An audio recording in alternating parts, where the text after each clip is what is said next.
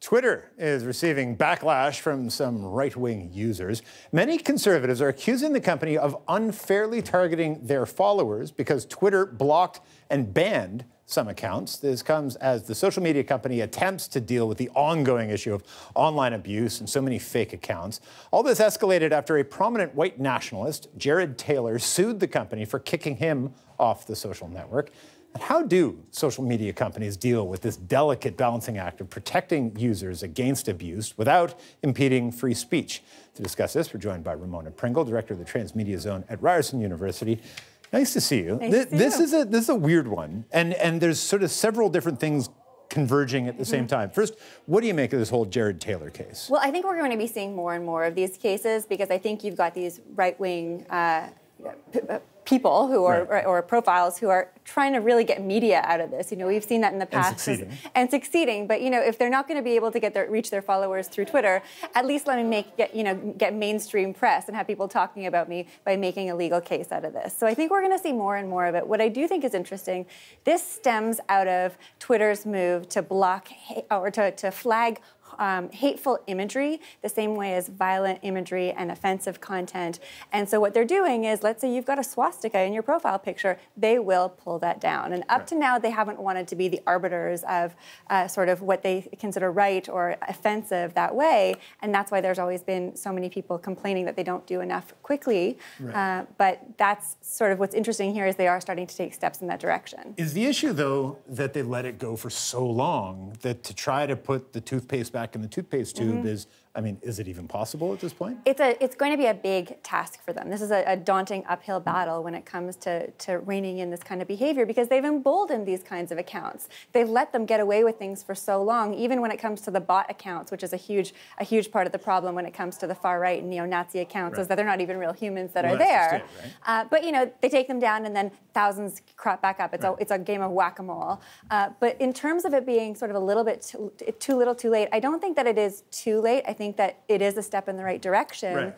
But, you know, the reason that they would be taking this kind of legal action is because up to now, primarily the arguments have been from the other side of saying, how come you're not protecting women, minorities? How come you're not protecting the people who are actually being attacked and the people who are the target of violent or hateful content? It's funny to see the free speech argument turned on its head. Does Jared Taylor have a point that you can't kick me off this? This is as important a venue of public and free speech in America and in the world as exists today. How dare you? You can't kick me off. Well, this is so interesting, isn't it? Because the conversation that we always have is be careful what you say online because it is the public sphere. This is, you know, Twitter is the equivalent of the town square in the modern world, in the digital world. The complicated piece of this is that right now they're trying to use this precedent from California where they're looking at public space when it comes to actual private spaces. And we haven't seen this play out in courts yet in terms of the online world. So that's going to be interesting because they are looking at sort of what about free speech in a public space. But Twitter, Facebook, and the likes, it isn't the equivalent of the town square as much as we all the time say that it is when it comes to being careful what you're saying in those spaces. It's funny, though, you look at YouTube, Facebook, Twitter.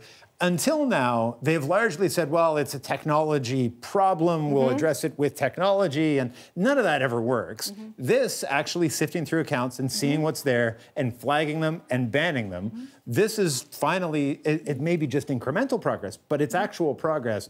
Does this set a precedent? Like, how closely is Facebook? How closely is YouTube? How closely is everybody else watching this? Well, so you know what's interesting about this is I would love to say that this was altruistic on the part of the big social media giants. But again, when we talk about it being a long time coming, you know, there's a lot of murmurs right now from the world of advertising that they're going to pull their ads. There was the Unilever speech last week in which their chief marketing officer said if they don't clean up their act, if things don't become more trustworthy, less toxic, they're going to pull their ad dollars. And that is directly associated with how emboldened these racist accounts are, how much of the white nationalists you see, how much of the fake news gets spread.